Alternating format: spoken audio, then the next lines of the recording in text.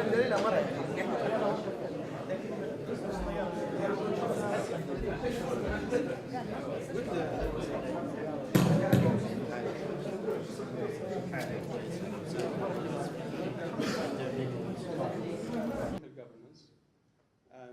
in the interest of time, we'll make our presentations brief and up to the point. And I only have to thank the organizers of the workshop who have done a great job setting up a 4-hour program on clinical governance at a short notice. And Professor Brennan, Professor Williams, Professor Karwatz, Professor Murad Green, and Professor Abdullah Shtebik for their extra hard work and being here at a short notice, and I wish you all the best. Thank you.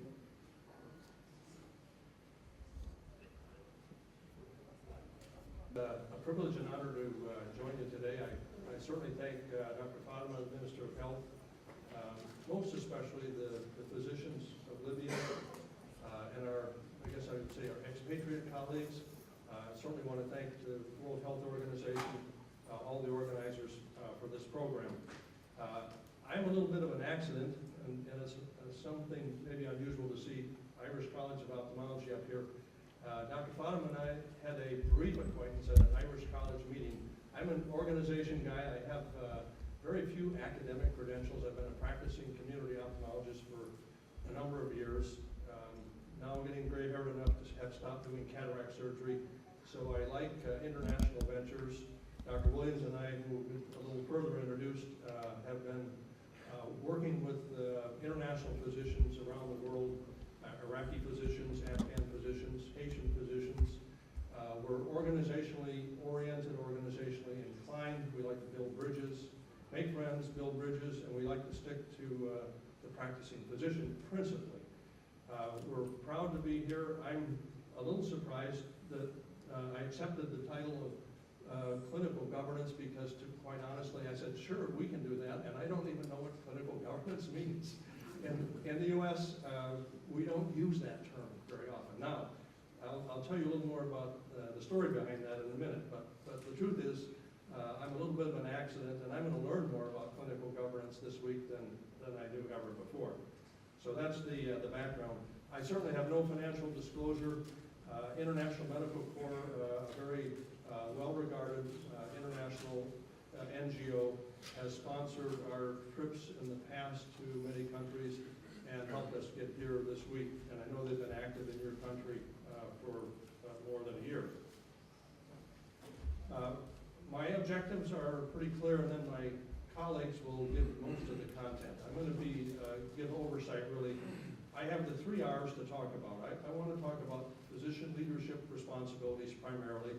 I want to introduce the multidimensional roles where all of us have a place, not just in clinical care, not just in direct patient care, but our responsibilities to professionalism above and beyond direct patient care. Our roles in our colleges, in our licensure and regulatory councils, our activities in the multiple commissions that affect our lives and that do clinical governance. I want to speak about the relationships within the family of medicine, and we strive always to make all of our programs national, inclusive. We want responsible physician leaders to bring the whole family of medicine together. So we think that more collegiality and more collaboration is very critical.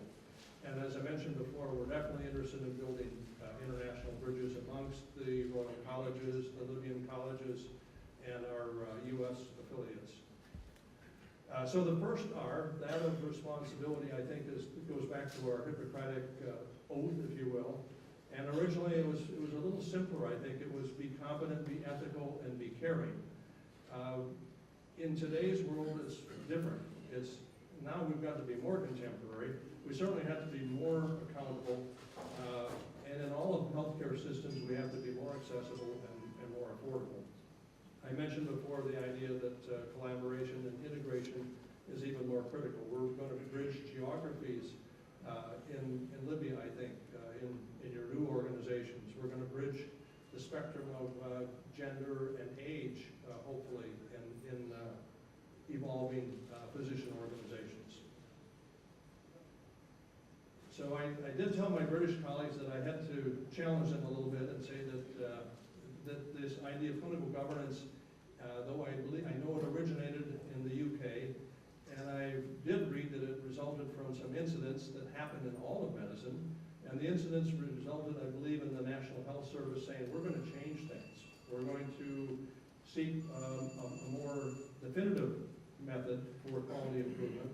We're going to certainly reduce cost, and in the process, just like in the premiership where Wolverhampton and somebody gets relegated, hospitals get ranked and tabled, I believe, and physicians will be ranked and tabled, and physicians might end up being relegated someday. So this is the idea of more accountability, and we're ready for it. Our Obamacare is going to have some new practice management guidelines that are similar to those that come out of the standards of clinical governance.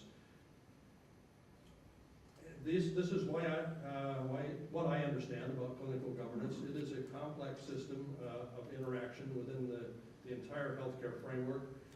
And I put it up there just to say that this is a lot of management, I believe, and this is one of the things that this whole week session is going to outline. It's very complex. There's a lot of stakeholders, and if you realize that we're solo physician may be at the bottom of the totem pole in some regard. So there's a lot of governmental forces. There are external forces. You have this wide variety of structures in the healthcare system. You have allied health providers. I know there are pharmacists with us today, and other allied healthcare professionals. So the family of medicine is wider than just physicians, for sure. My focus always has been on the role of physician leadership through organizations, through the colleges and associations and academies, and then getting physicians to be involved in these commissions that affect our practice, our patient care. I make a differential in the sense between managers and physicians. The truth is, you can only have one minister of health. You can have a lot of deputies, but you can only have one minister of health. You can only have one hospital director, one hospital manager. So there are certainly leadership positions that are singular. At the same time, one of our responsibilities as physicians is to step out of the clinical care role and be managers as well. I think there is a big difference between the manager and the leader, and simplistically I put it on this chart. Managers plan, they budget, while the physician looks a little bit more toward the big picture, the direction of the organization, the direction of the profession. The leader does. Managers organize and they select the staff and they direct the staff. Physicians get a little more big picture and they look at the stakeholders and try to align the organizational resources as opposed to the more individual resources. Managers like control and they like to deal with problems. Physician leaders don't really like to deal with problems. They like to delegate and get out of the way and let the manager take care of it and get on to the bigger picture. Our message, I think, is going to be that physicians need to be both the managers and leaders.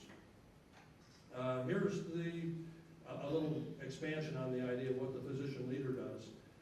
They certainly have to be big picture thinking about the strategic, the 5-year plan, the 10-year plan, force development, workforce development. At the same time, they have to be responsive to what's happening in the hospitals in the country today. What's the public think? What does the press think?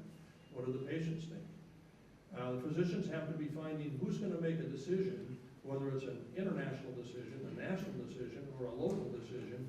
Who's the decision maker, and how can I get my colleagues to influence that decision maker? How can I get my colleagues who have an interest and some influence to take the time to make the case for our profession? Physicians align the profession inside and outside. They get the colleges and associations working with the licensure and registration and recertification councils. They get the physician organizations aligned with the teaching programs in medicine. And they certainly articulate the vision and motivate to the end of an action plan. I think one of the things that Randall and I will be talking about during this week is the broader alignment. We see certainly Libya as a member of the North African medical community. In ophthalmology, the Ophthalmology Society is also a member of the Middle East African Council. And there's certainly reason for the Libyan Ophthalmology Society to be working in harmony with the Royal College, with the American Academy of Ophthalmology for guidelines for evidence-based medicine incorporation, for harmonizing the accreditation of CME, and for developing things like an ethics code that's responsive, that's sensitive, and that is both globally based but also culturally sensitive, locally sensitive. And I would charge the physician to keep the specialty organization in alignment with the Licensure Council and the Certification Board. Most of all, leadership leadership needs to be after the next generation, the young physician, and don't separate the country geographically, don't separate the profession based on gender or age. Leaders also, and this is my conclusion really, they forge some partnerships. Randall and I find that if we want to influence the decision maker, I do in ophthalmology anyway, I find a young minority pediatrician who has an influence and an interest in the outcome, whether it might be, in my case, pediatric vision screening, something for childhood vision care. That if you send in a gray-haired guy who's got a special interest in the outcome, that doesn't count. If you send in a young physician who's got a long-term stake, probably a minority physician, actually even better than this picture, a female minority pediatrician, the message gets carried much more forcefully. So think about who the stakeholders are. Non-medical alliances are critical, getting patients involved, getting the media involved, and I'll reiterate our interest in global alliances. Thanks to the World Health Organization for their sponsorship. International Medical Corps, I believe, is a vital organization here and elsewhere. And we're certainly thankful to the ministry for this week-long conference. Randall and I are proud to be international volunteer physicians. These are the sort of the ethics that we go by when we travel. We like to think of ourselves as doctors with borders. We collaborate with the host organization. We collaborate with the host authorities.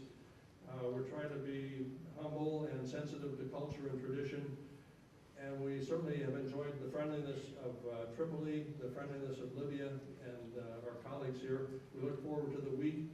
We're excited to talk with specialty leaders about an evolving CME project that we might be able to produce in conjunction with this Health System Reform Week and our colleagues across the country. This would be a national venture for sure, specialty by specialty. More to follow on that. I appreciate your attention. Our speakers are our three UK colleagues who have an invested interest in clinical governance and in the principles of medicine. Dr. Slivak is going to speak about the role of the association, the college in particular, the structure and status of Libyan organized medicine. Dr. Drew is going to reflect on the principles of medical licensure councils. And Dr. Kerwat is going to speak about the very commissions that are most directly engaged in clinical governance. And Randall Williams will conclude about some global opportunities for all of us. And I'll not speak any further and introduce Abdullah, please. Thank you.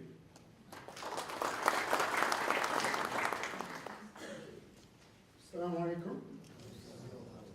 برزنت شتابك دفعة السابعة طرابلس, consultant hematologist at Imperial College London. I've been given a very provocative title to talk about the current structure of the medical workforce. So this is a very, very complex sort of grid to work through. I'll do my best to try and dissect it out. So the questions we want to answer are, what is the current structure? Where do we want to go? Where are we headed? And what do we need to implement the change for the workforce? And I think before we go any further, I think we need to find out what resources do we have available in order to involve ourselves in what I would call health reforms, because as a matter of fact, we're talking about trying to reform the health structure if we have to. And the first thing we want to look at is how much money do the Libyans spend on the healthcare? And as you can see, we spend about 3% of our GDP. And if you compare it with neighboring countries, it's pretty average. But if you look at westernized healthcare systems, we are about a third of what they spend. Now, if you look at expenditure per capita, which it translates to the amount of money the government spends per person, it's actually not bad as compared to our neighboring countries, but about 10-fold less than the Western expenditure. Now, we all know that if you ask a common individual on the street to compare the healthcare for Tripoli or for Tunis, they will tell you what they think, because unfortunately the public confidence at the moment is pretty low. And despite the fact that we spend maybe 5 times more per capita in Libya, but the satisfaction of the patients in the Tunis model is much better. We're not short of hospital beds either.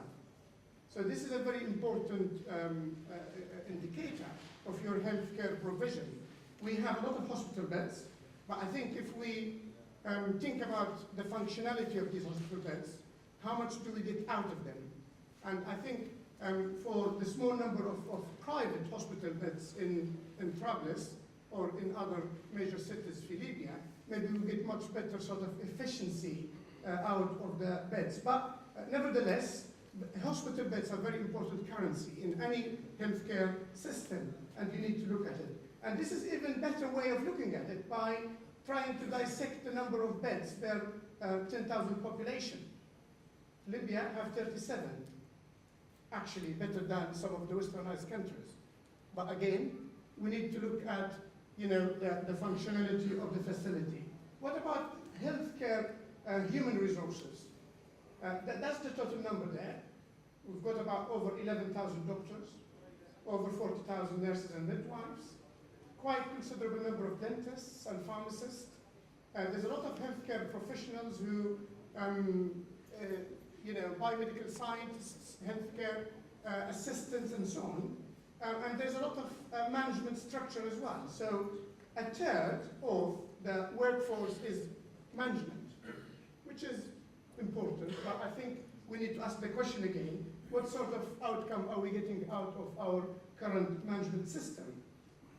It's very interesting that about 5% of the total workforce is unaccounted for. Nobody knows what they do, and again, it's another sort of issue.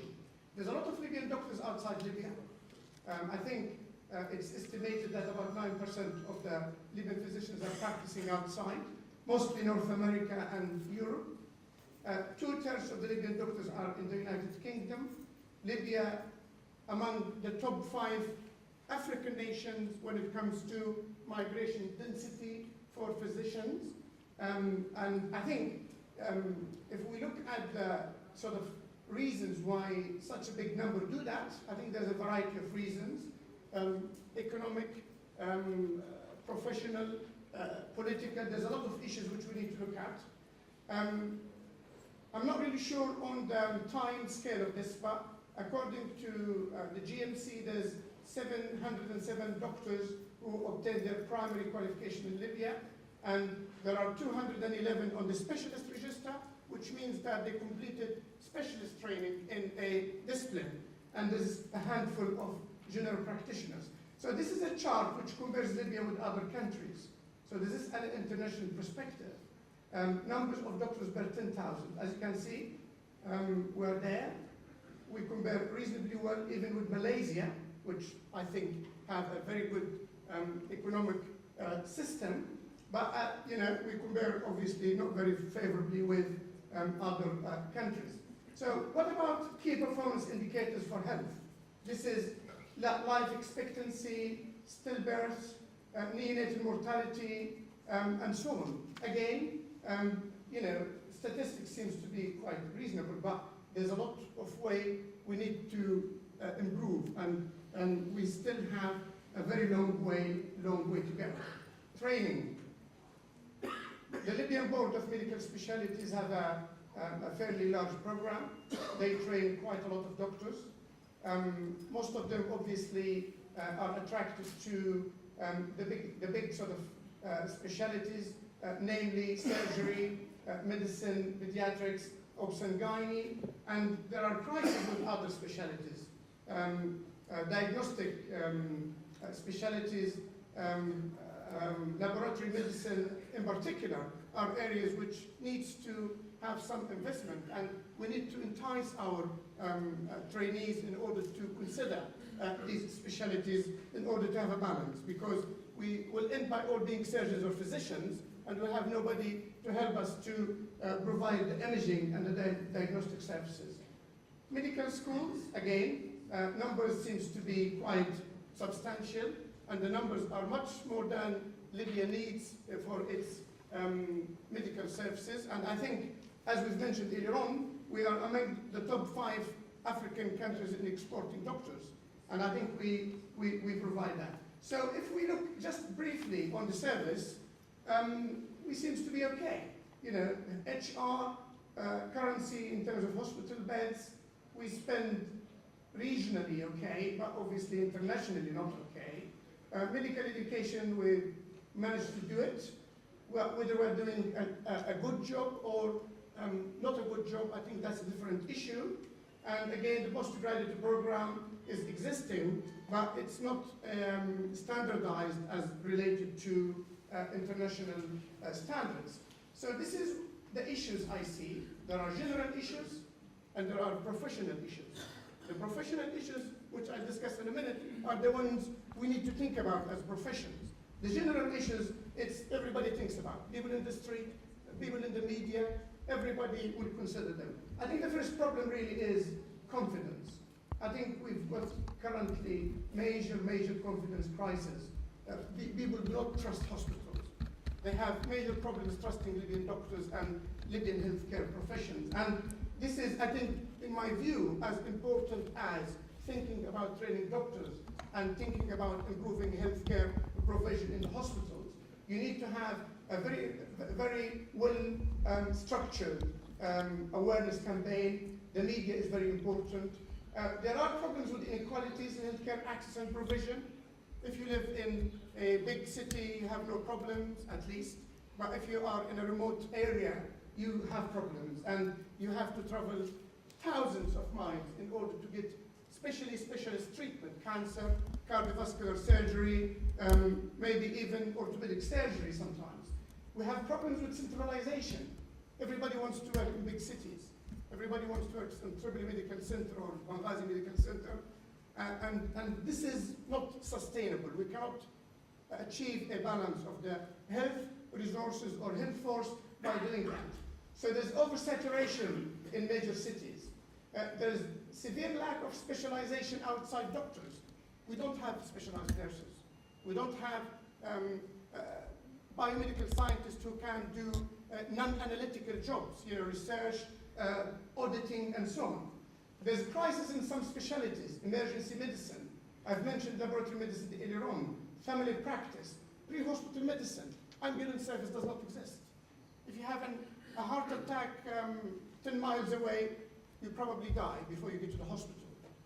This is a very important issue, and I think it's as important as improving your hospital care, because you need to get there before you are treated. Rehabilitation medicine is an issue.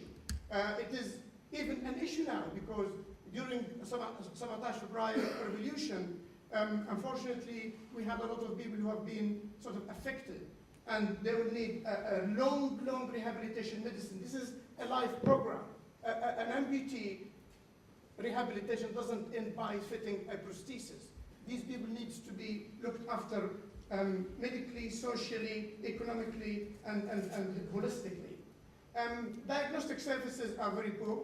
We still use random access full blood count testing rather than automation, which is the main sort of way. We seem to have a lot of quantity, but the quality is an issue. And clinical governance is actually the heart, is the quality of the service. So the quantity is there, but you need to improve the quality. Technology and pharmaceutical, again, We probably spend a lot of money on new medicines, which probably not proven, but I think we need to have a system whereby all these things can be sorted out. Because of these old problems, what happens? Patients vote with their feet.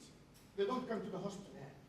They either seek private clinics, or they travel to Tunis or Egypt, or if they have the means, they go to Europe or North America. This is what bothers us as professions, I think. The general is, everybody needs to be involved, but from the professional point of view, we need to have a cohesive professional attitude. We need to organize our house before we expect everybody else to sort it out. And I think the surgeons, the physicians, the obstetricians, the laboratory physicians, every single discipline in the medical health care needs to get together in order to have this relationship, because that's what will advance the services. It's not going to be advanced by putting papers and writing guidelines. You really need to have this cohesiveness in order to do that. We need to think about responsibility and accountability, because at the moment, I think there's a massive hiatus or gap. Clinical governance I'm not going to talk about. The relation between private and public healthcare provision is very vague. It's quite loose. And I think some sort of regulation is needed urgently in order to regulate what happens. Finance is a major issue, whether it will continue to be centralized or devolved to each hospital or each region. I think it's a major sort of concern. Each model have its pros and cons, and I think we need to have an open mind about it. Quality measures, easy things can be done, doesn't need a lot of money. Improving sort of accountability by introducing named consultant, named nurse per patient, use of MDT, improving communication, and at last we need to have the patient to have empowerment. Patients are very important parts in healthcare reform. If you need to do any changes in the Western world, you just get the patients to do it for you. They complain, they have very strong, because these are the voters. They vote the people in the parliament. Who changes the healthcare system? It's the parliament. And this is what will happen in Libya, inshallah. The people you voted for, المؤتمر الوطني, these are the people who are going to actually put the legislation. And they won't get there if the patient who voted them have no say in this. So how are we going to move forward? We need to look at the options. Certainly the status quo doesn't work. We have to change. I don't think we're going to accept what's happening at the moment. We need, however, to think holistically. We need to establish services which suit everyone. We have to think about every single individual in Libya. We have to think about geographical locations. We cannot provide every single specialist services everywhere, but we need to have what we call networking between different groups. We need to establish the principles of primary health care and then leave the hospitals to care or take care of people who need to be in the hospitals. Everybody comes to the hospital at the moment. Whether they need a prescription, whether they have got sore throat or a heart attack or fracture necrophthalmia, they all go to the hospital. We need to change this attitude, but we need to provide the service. But I think time is very in the essence, and we need to look at the restructuring, thinking about realistic targets. Training and services have to be integrated. If you look at the British system, the hospitals actually have the doctors for free. The training bodies, which is the deanery, pay for their salaries. The hospital pay for the on-call, but they don't pay for their basic salary. So if you establish a system whereby the Ministry of Health can be the winner by actually adopting and by forging the training, it have to be structured. There is a lot of strong practices going on at the moment here. People have, over the years, have championed practices. We know a lot of our teachers, our colleagues over the years who established departments on their own accord, without any support, against all the odds. These are the people we need to make sure that we build on their strengths, but we need to bridge the gap and look at the weaknesses. And you can either go for a radical approach, what we call the big bang.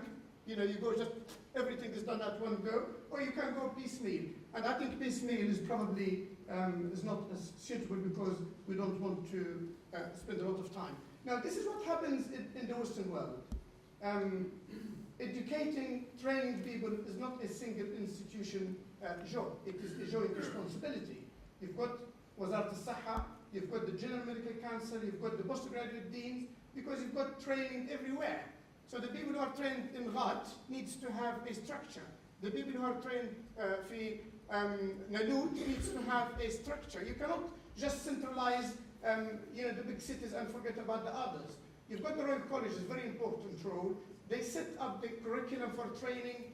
They influence the GMC, the Department of Health for funding. You've got other professional associations, the surgeons, the physicians, the obstetricians, pathologists. They all have their pressure effect and pressure group, and they need to be included. And clearly you need to protect yourself, because as a practitioner, malpractice can happen, mistakes could occur, and you need to have some sort of defense.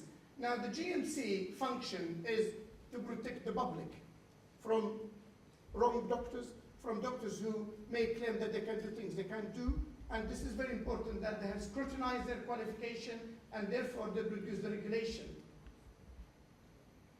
Now, you need to have a structured training program. This is at the United Kingdom, the best I know. Start by getting people at what we call the pre-registration house officer sort of training period.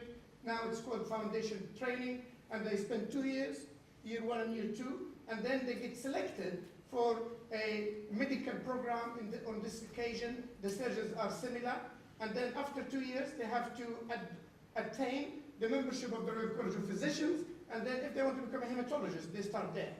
So they get selected for their subspecialty in order to start the second program. And then they spend anything between 5 years to 10 years to become accredited, if you like, or adopt a specialist training certificate. Then they become registered with the GMC and on the specialist register, and they can apply for a consultant job to become independent practitioners. Now, this training program is very, very complex, because you need to adopt educational supervisors, you need to adopt clinical supervisors for each candidate, you need to show that these candidates prospectively and on daily basis they are participating in knowledge-based assessment as well as workplace-based assessment. So the e-portfolio, which they have to do certain number of case discussions with the consultant. They have to do certain numbers of clinical presentations. And all of this goes on a IT portfolio system, and the college or the deanery which trains them have access to this. What happens in Libya? I think if I understood the system well, the Libyan Board of Higher Specialty does everything.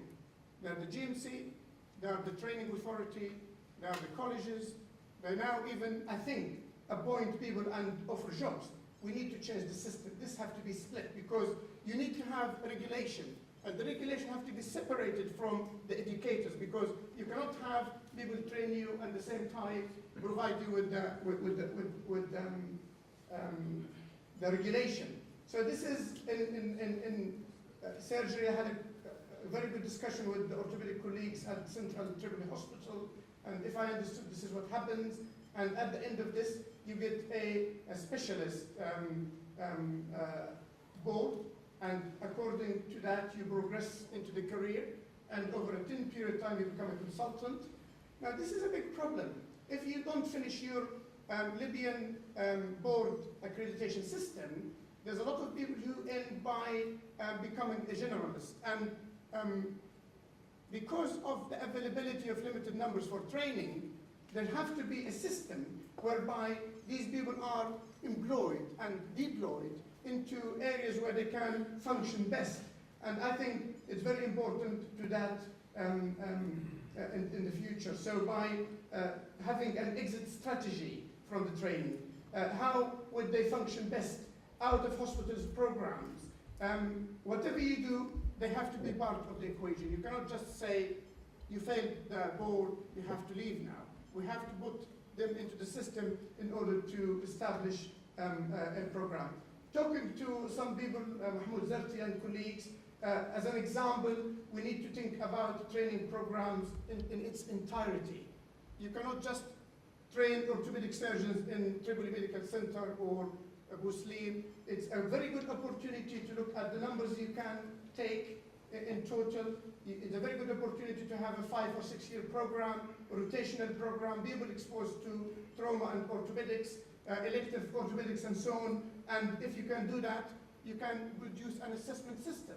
After a certain period of time, if they're not progressing, they may want to change. They may want to move on to a different discipline. But you have to have a program in order to do that. In conclusion, we need to have a major checkup, there's no doubt about that. We need to have a fit-for-purpose system. We have to think about the patient in the center. We have to have the quality in the system. I think the timing is very, very suitable. There's a lot of political will. There's a lot of support from the Majlis and government, and there's a great desire for change. The public is out crying for this, and they're waiting for this for quite a long time. And we need, whatever we do it rightly, because you can only have one bite of the cherry. We need to make sure that it happens in the right way. Quality is the center of the service. Very important that we restore dignity and respect to the public, because these are the people who will support the service. They need to be involved in every step of the reform, and it's very important to make sure that the profession is empowered. In the previous era, the profession is being marginalized, and the profession is being reduced in about 2 or 4 people in the whole of Libya, and this is now an opportunity for the profession to rise up to the challenge and to take a leadership role in the reforms. And thank you very much.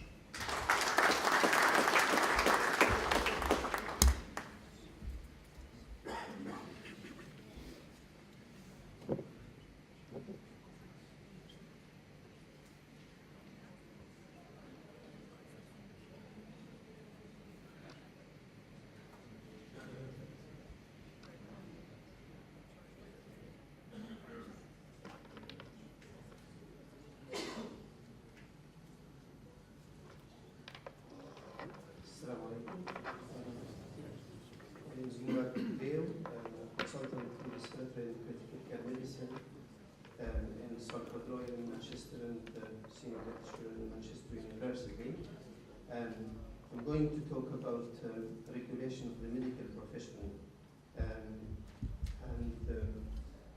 I kindly that I'm probably qualified to do that because I'm quite familiar with the work of the regulatory body in the UK, which is the GMC, and for which I worked for around 3 or 4 years under the Standards of Care Committee, introducing some guidelines that I might touch on at some point. But I'll start by talking about professional regulation and why is that needed. And most of professions in the UK are regulated one way or another.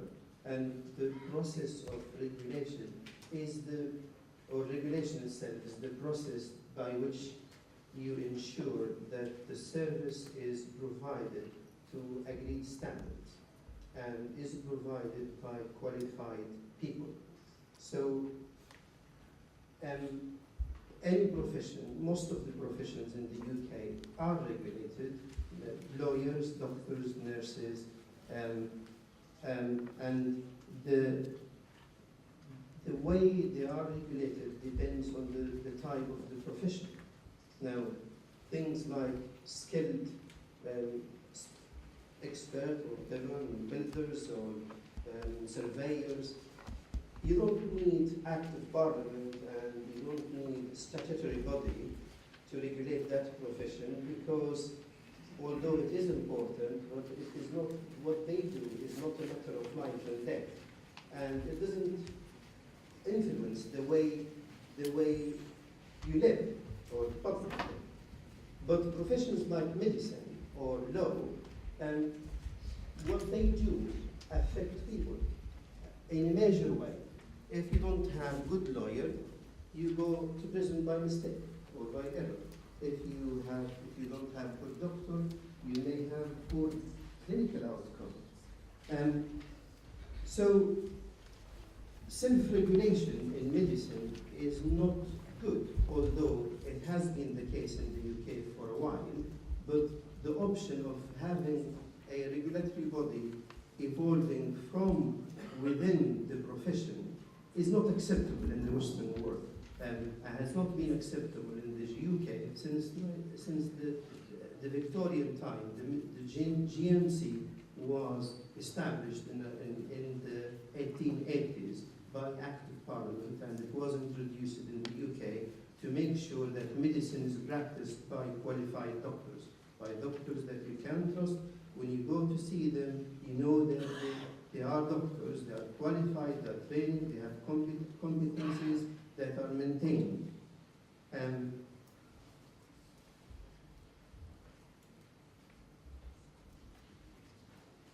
So that's what is called statutory regulation, which is regulation by the state, not by the government. The state decides to establish the body. The government is represented obviously by the Ministry of Health, but it has nothing to do with that. It's a non-governmental organization, or arm's length organization. So what is the function of the regulatory body? The main function of the regulatory body is the first one, is to promote and maintain healthcare standards, and make sure that the services are provided to the agreed standard by qualified people. But I guess in Libya, which Abdulrazak already talked about, a regulation of the medical profession will help us to restore confidence, the public confidence in the profession. If they know that that doctor practicing medicine in a clinic in the district, the suburbs of Tripoli or whatever, who comes from another country, Pakistan maybe, is qualified. Somebody checked their qualifications. Somebody know that they were graduated from a proper accredited university, and that they have maintained the skills and the competencies that makes them able to function as doctors throughout their careers, that there is no gaps in their careers. Nobody stopped practicing medicine for 10, 15 years and then come back and expect to work as a doctor straight away. They will need to be reintroduced to medicine. And this is the function of the regulatory body. Now, who regulates the medical profession? Most of the Western countries has independent body, statutory يعني جسم تابع للدولة ولكن غير تابع للحكومة أو الوزارة، يعني non-governmental organization created by Act of Parliament. Now, for us, there is this option is to create independent body. We call it whatever, Libyan GMC or Libyan board or regulatory board. The other option, I suppose, is at the moment what happens is that you have to register, well, and theoretically you have to register with the medical association or syndicate or the Well, as far as I know, not everybody is registered. Also, there is no concept of updating your registration or submitting credentials to show that you are still fit to practice. And it is not a mandatory requirement. If anybody can be appointed to any hospital without registration. So even that step that the UK and Europe has crossed more than 100 years ago, we haven't still crossed that. We haven't got to the point that every doctor is registered and we know that their qualification is legitimate. And, well, a problem anyway. But the other function of the regulatory body is to ensure that the medical staff are competent, the regulatory body produces professionals. And for the same reason, you can't have the Ministry of Health regulating doctors because they are the employers. And you don't give them your employer, which is the Ministry of Health. And that's why I keep stressing that it shouldn't be governmental organization. And maybe under the Parliament umbrella or totally independent body. In terms of fairness and proportionality, accountability, consistency, which is problematic in Libya because there is no regulatory body, things either, or the fact that all operations will have some degree of risk, and in fact, regulating postgraduate medical education has been added to the GMC functions only a few years ago. It used to be the BMET-B, Postgraduate Medical Training Board, which was independent, issuing or publishing professional standards and fitness to practice procedures. And I'm trying to go through them one by one very fast. Now, system of 5-year cycle revalidation. But if you don't have registration, then you open the door for rogue doctors to practice medicine. Now, standards of the second function is producing professional guidance.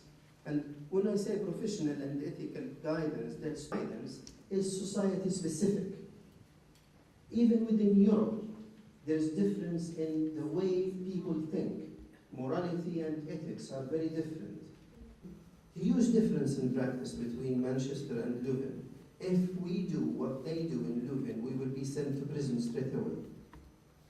But it is acceptable for them. They think it is right, and the society, it's like euthanasia. Euthanasia is legal in Switzerland. It is illegal in the UK. Theologist, professor of theology, David Jones, campaigning bodies, Patient Safety Association, BMA representative. So sample from the society, from people who are interested in medicine. They are supposed to be lay members, but actually they are interested in the subject. And collectively they make the guidance. And then the guidance will be subjected to extensive consultation process. Royal College of Physicians, BMA, Patient Safety Agency, doctors, anybody can comment and send feedback to the group. And once we get the feedback, then we go through it and analyze it in qualitative research methodology, not the quantitative research that we are used to. And then we rewrite the guidance, and then the GMC approves it.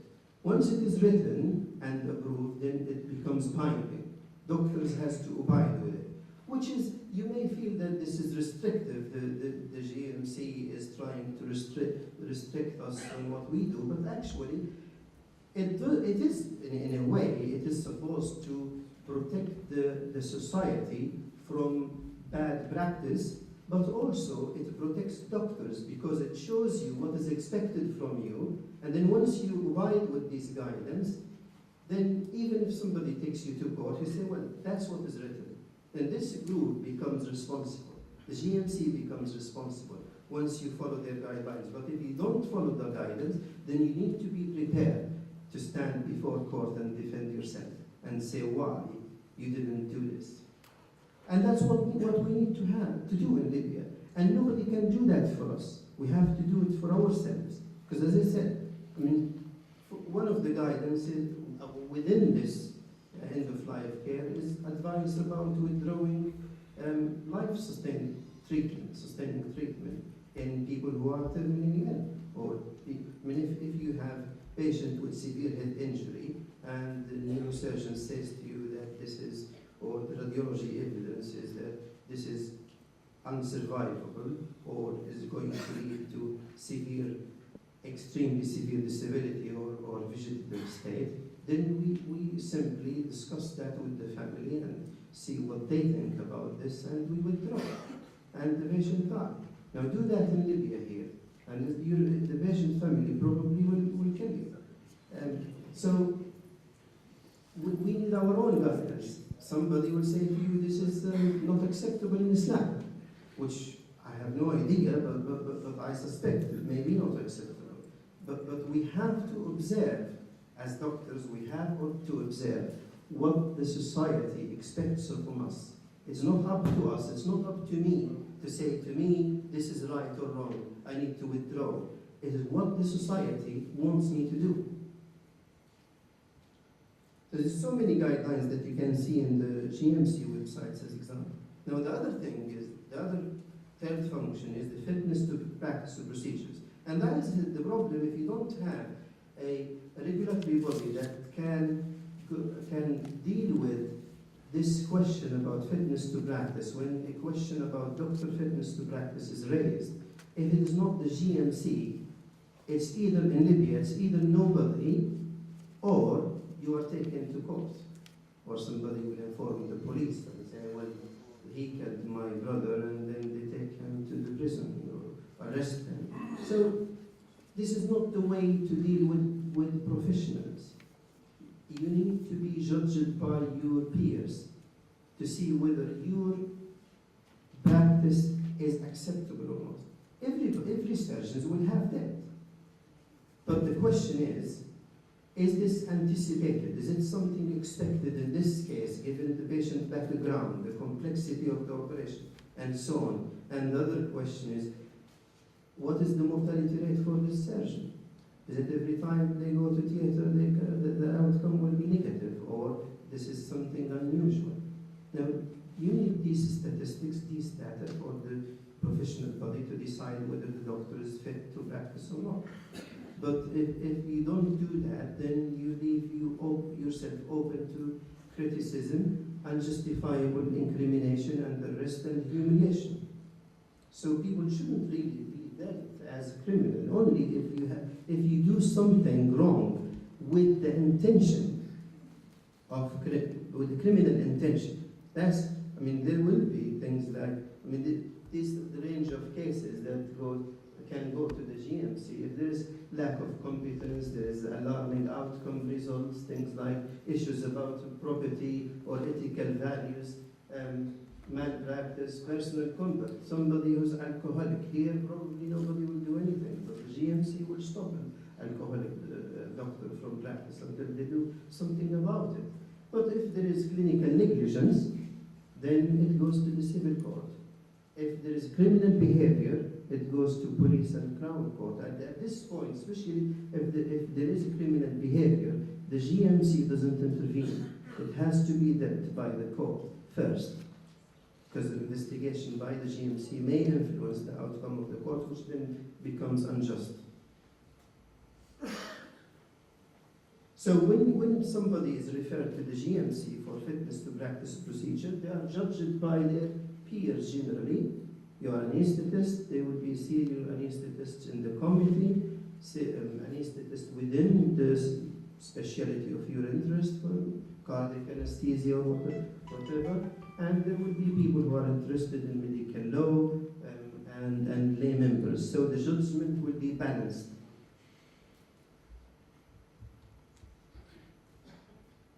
So when the case is reviewed, the outcomes can be either no problem found. They may say to you, okay, you can go carry on doing cardiac surgery, but you don't operate on children because your mortality for children is not acceptable, but you can carry on doing bypass or whatever.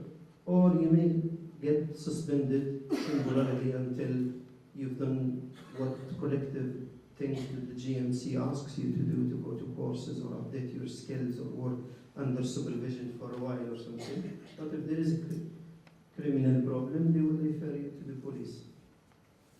Now, I think I don't have time to talk about medical regulation because it is a very long subject, but the GMC regulates both undergraduate and postgraduate education.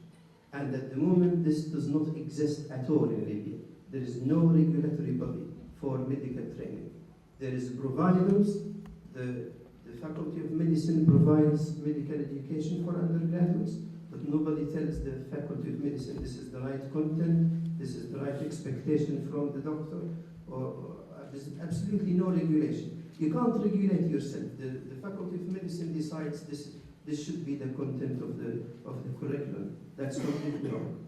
The faculty should submit the content of the curriculum to the GMC, and the GMC agrees or doesn't agree. Obviously, usually it is negotiation. You need to add this, you need to focus on this more, and so on. In the last, I'm aware last year, Kiel's University had an inspection from the GMC, and they were asked specific questions. I think how you teach, it was a random question, how you know that you are teaching tuberculosis management to your students correctly. So they want you to show them what it is in the curriculum about treatment, management of tuberculosis, and how you are delivering it. And the same for postgraduate education. The GMC has to approve the curriculum. As Abdulrazak said, the curriculum is set by the skeleton of the curriculum is generic, then it is populated by specialist societies and royal colleges, and then submitted to the GMC for its approval. So I hope I made the case for establishing independent body to do these functions. And one of the other things that might help as well, which is not the function of the GMC, but it would be useful for Libya, if it is the registration body and it registers specialists and non-specialists, then it can provide statistics to the government to plan for workforce development. Because at the moment, Abdulrazak did show us data about how many doctors we have, how many specialists we have, but this has to be updated annually for the government to plan for what we need, how many doctors we need in the future. So you plan your training programs, and this can be function for sort of side function of the GMC. Thank you very much. To start with, I graduated here in Tripoli University, went to school, was appointed as a consultant surgeon 12 years ago to a Southeast London hospital healthcare provision. I described the main tools used to ensure quality assurance delivery and governance structure to ensure quality control for the local healthcare system delivery. Just as talking about clinical governance and going from Mike's brief introduction to clinical governance is something that I think the principle of practice of clinical governance and quality control is very much the same. Porters, cleaners, to the most important chief executive talk, all very much input and contribute to the clinical governance structure for the same disease. The monitoring or to continuous sort of monitoring and improvement and raising the standards on the clinical practice is also important, because everyone realizes there is a need for some independent body to ensure and maintain quality. However, that body has soon, and being cared for